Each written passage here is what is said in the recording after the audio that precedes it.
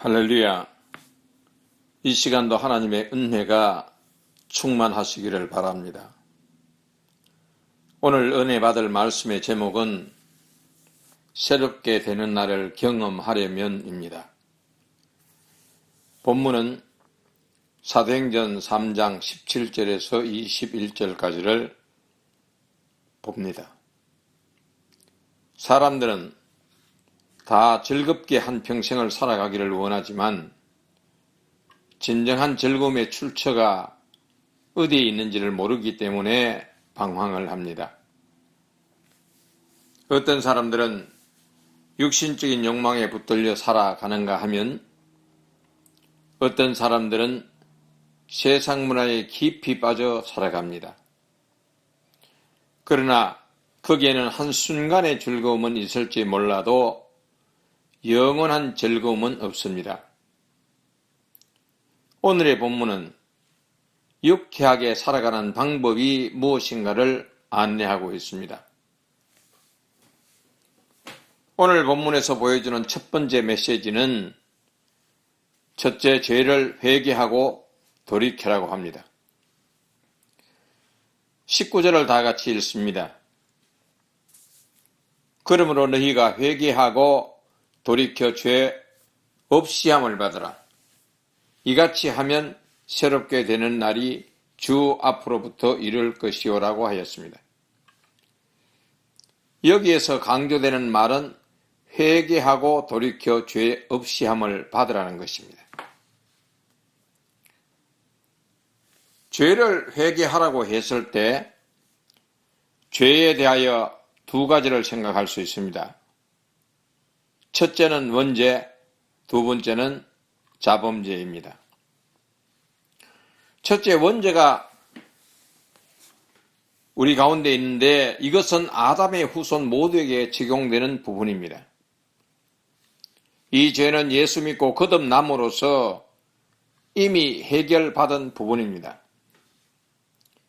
2000년 전 예수님이 우리의 죄를 위해 십자가를 지심으로 해결되었습니다. 마태복음 1장 21절을 보십시오. 아들을 낳으리니 이름을 예수라 하라. 이는 그가 자기 백성을 그들의 죄에서 구원할 자이심이라 하니라 라고 기록하고 있습니다. 그러니까 예수님을 영접하고 예수 그리스도가 나의 구세주임을 믿고 하나님의 백성이 된 자는 원죄로부터 해방된 사람입니다. 그러나 두 번째 자범죄라는 것이 있습니다. 이 죄는 우리가 이 세상을 살면서 알게 모르게 죄를 범한 모든 것이 다 거기에 해당이 됩니다. 성경에는 자범죄에 대해서 두 부분으로 구별하고 있습니다. 첫째는 죄를 알고 지은 것인가, 두 번째는 모르고 지은 것인가. 죄의 벌에 대해서도 구별하고 있습니다. 이스라엘 백성들은 살인죄를 저질렀다고 해도 그가 고의성이냐 아니냐 가려질 때까지는 죄인을 벌하지 않습니다. 살인하는 자가 재판이 끝날 때까지 도피성에 머무르게 합니다. 민수기 35장 15절에 보면 레위인들에게 도피성을 6개 만들라고 합니다. 이 6성읍은 이스라엘 자손과 타국인과 이스라엘 중에 거류하는 자의 도피성이 되리니 부지 중에 살인한 모든 자가 그리로 도피할 수 있으리라고 했습니다.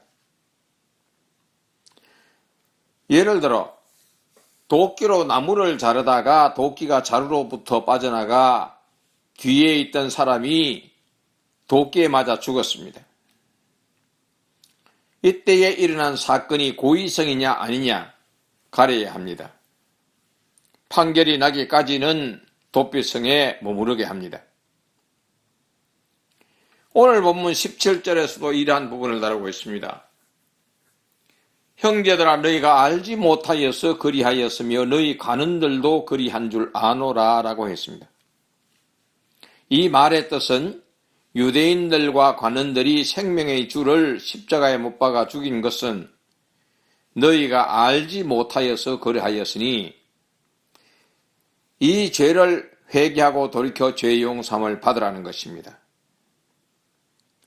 유대인들과 관원들은 예수 그리스도가 어떤 분인가를 정확히 모르고 있었습니다. 만약 그들이 예수님에 대해서 정확히 알았다면 그렇게 핍박하고 십자가에 못 박아 죽이지는 않았을 것입니다. 그래서 알지 못하면 죄를 짓게 되어 있습니다.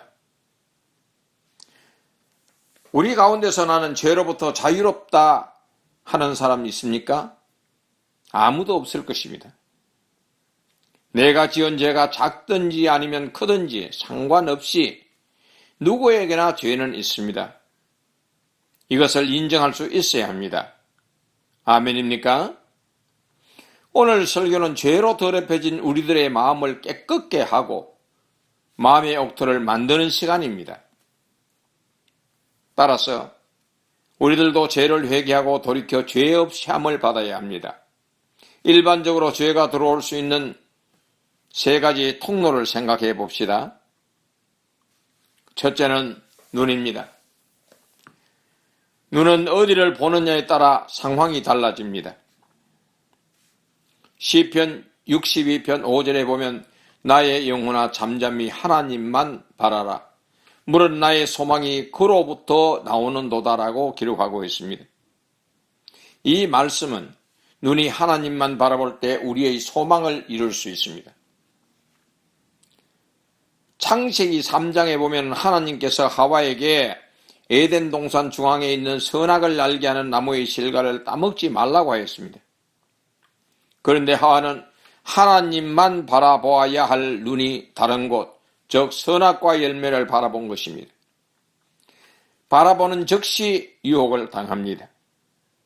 그의 마음은 선악의 열매가 먹음직도 하고 보암직도 하고 지혜롭게 할 만큼 탐스럽기도 한 나무로 보였습니다. 하와는 선악을 알게 하는 나무의 열매를 따먹었습니다. 그리고 남편에게도 주었습니다. 따먹지 말아야 할 금단의 열매를 따먹은 것입니다. 이것이 죄입니다. 죄는 불순종에서 탄생되는 것입니다. 하와의 눈은 보지 말아야 할 것을 바라보았기 때문에 유혹을 당했고 먹지 말아야 할 것을 따먹었기에 죄를 지은 것입니다. 사람들의 성격은 참 이상하지요. 이것 절대 만지면 안 된다 하면 만지고 싶은 마음이 더 생깁니다. 그리고 이거 절대 열어보지 말라고 하면 왜 그렇게 눈동자가 자꾸 그리로 향하는지, 그리고 의사가 먹지 말라고 하는 음식을 보면 더 먹고 싶어집니다. 여러분들은 어떻습니까? 저만 그렇습니까? 여러분, 눈은 보기 위해서 있지만 구별하여 보아야 합니다. 봐서 유익한 것도 있지만 봐서 죄에 빠질 수 있는 것들도 많이 있습니다. 그리고 봐도 안 봐도 상관없는 것들도 있습니다. 우리가 매일 봐야 할 것은 성경입니다.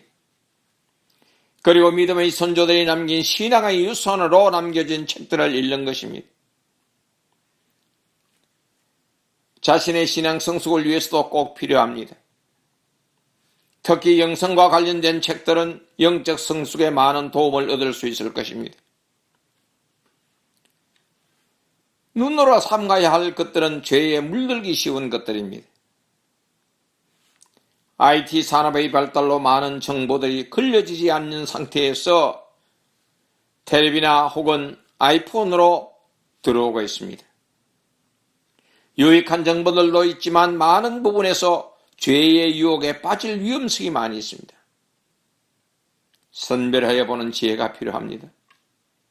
그리고 눈으로 봐도 안 봐도 되는 것들이 있습니다. 텔레비 연속곡이나 오락 프로그램들입니다. 연속곡에 재미를 붙이면 다음 시간이 꼭 기다려집니다. 저도 가끔은 연속곡을 보는 경우가 있는데 보고 나면 다음 편이 무엇이 나올까 기다려집니다. 영적 성숙을 위해서는 가려서 보는 지혜가 필요합니다.